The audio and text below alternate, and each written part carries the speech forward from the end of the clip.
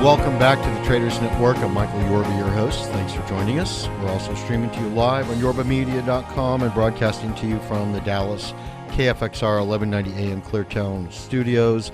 I'm joined by Vincent Molinari. He is the founder of Gate Global Impact and our crowdfunding and impact investing correspondent. But his special guest with us is Daniella Foster, CEO and co-founder of Emergent Leaders Network and director of public-private partnerships for the U.S. Department of State.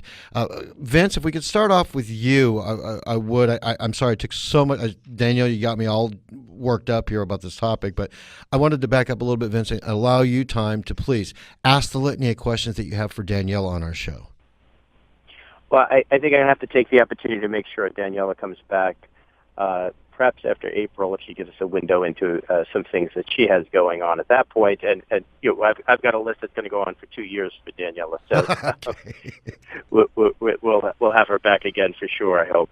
We'll just scratch the surface I guess today. The first thing I wanted to throw out there, Michael, and I think it's another question that comes to mind for a lot of people. When you think about innovative finance, you think about crowdfunding, you certainly don't think about the State Department. So, Danielle, I'd love to know how you got into crowdfunding, how you brought the State Department into this sector. Yeah. So, I recently wrote an article on crowdfunding diplomacy where I make some recommendations on what government can do for crowdfunding and how we can kind of get into that. And I'll talk a little bit about that later. But my crowdfunding journey and experience actually started years ago. My initial sort of hands-on introduction to crowdfunding was actually inspired by my birthday, of all things. I had just, I know, it's funny. We but won't it's ask. We won't ask which one. No, they're all the same one. So, I had just co-founded the Emergent Leaders Network, a 501c3 nonprofit. We provide micro-scholarships, mentoring, and professional networks to community college students. And I decided on my birthday to run a crowdfunding campaign for micro-scholarships. And I was able, to take this idea and really engage the community. I was doing it for a community college in California, one that I'm actually an alum of and I went to while I was in high school. And I really, believed in it and knew that what we needed was to raise money and raise support for these micro-scholarships. And the crowdfunding campaign was a way to do that. And of course, like the evolution of crowdfunding, early crowdfunding was very much about kind of cause-related initiatives, how you can raise money for various causes, which I still think is a great idea. But it's been really interesting to see it evolve from just causes through to businesses and to look at how businesses are now crowdsourcing ideas and products and innovation and then, crowdsourcing to get their businesses out there and musicians to get their CDs out there. And then, really looking at this next step in evolution for crowdfunding, which is equity crowdfunding. So I've been following it for a while, and one of, the biggest challenges that we see around the world is we have 1 million alumni who've been through programs, sort of people-to-people exchange programs, and who've been, over to the U.S. And one of the biggest challenges is they go home, they get really excited, they take the ideas of entrepreneurship and innovation back to their communities, and they want to do something, but they frequently don't have the access to capital.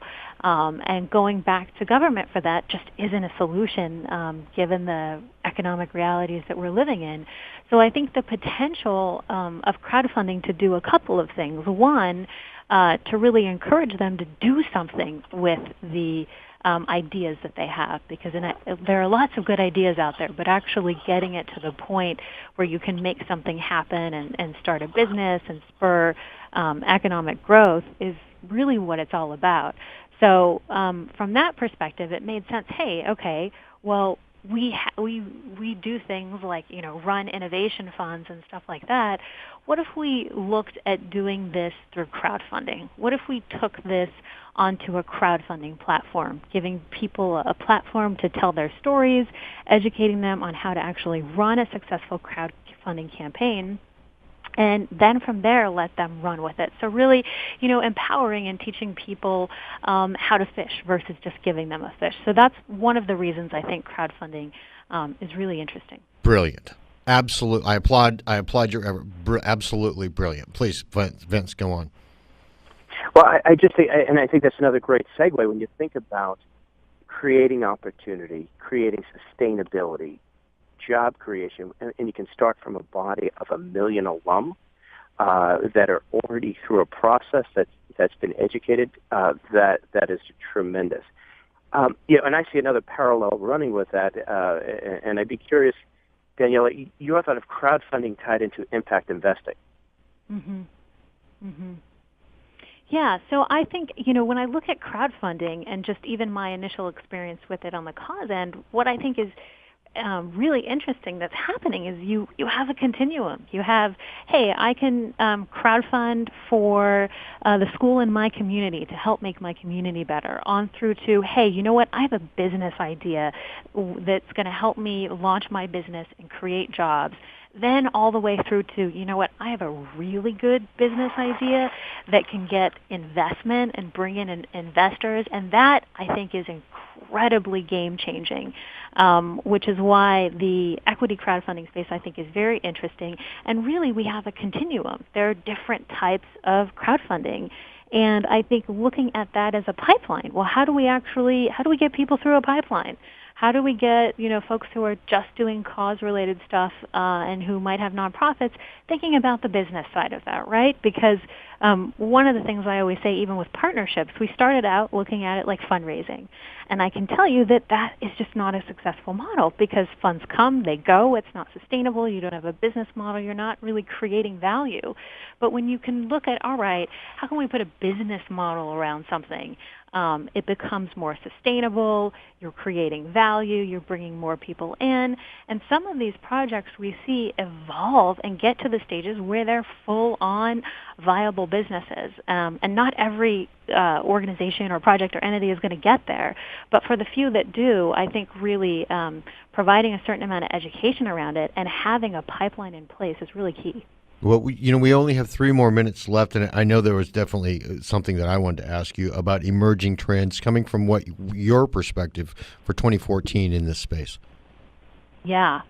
So I think there's a lot happening. I mean, I've said, and I will continue saying, that I think crowdfunding is the next frontier for government. And I expect in 2014 that we're going to start to see government dip its toe in this space. I know on the state and local level, governors are starting to think about this. I know at the State Department level, we're thinking about it a lot. And I would predict we're going to actually see a pilot on this in the next year. And I think, they're looking at the innovation funds that are out there, looking at how we leverage that through crowdfunding, and then really taking it globally. The World Bank report, says that in the next 25 years it's over a $95 billion market.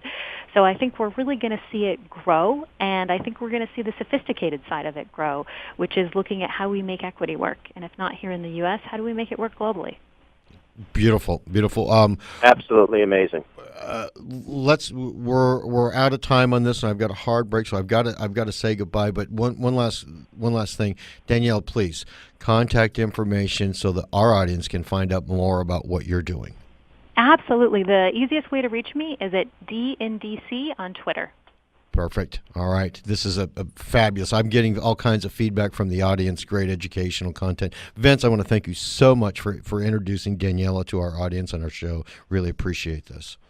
Always my pleasure. All right, thank you. All right, Vincent Molinari and Daniella Foster, tremendous. We're going to archive this. You can find out all the information on our website, yorbamedia.com. And again, special thanks to Monk Media and 1-800-PublicRelations.com for all their PR and media support. We'll be right back on the other side of these breaks with our next hour. And what we're going to cover on the next hour, we have brand new guests. They're coming up for the first 2 segments. We've got Jordan Kimmel, Chief Marketing Strategist, KDC Financial. Will be bringing back Nick Santiago, and then an old friend of mine, Garrett Jones. Garrett is going to give his rendition. He's been doing this business since 1970s when he first got into the industry. So thank you so much for everybody for listening to our first hour CEO interviews. And if it wasn't for Vince, we would have never met Daniella and some of the other fantastic people he's bringing to the show. Our special thanks out to Vince Molinari, founder and co-founder of Gate Global Impact, and our impact investing and crowdfunding correspondent. You'll be hearing more on this show from Vince and his guests. We'll be right back.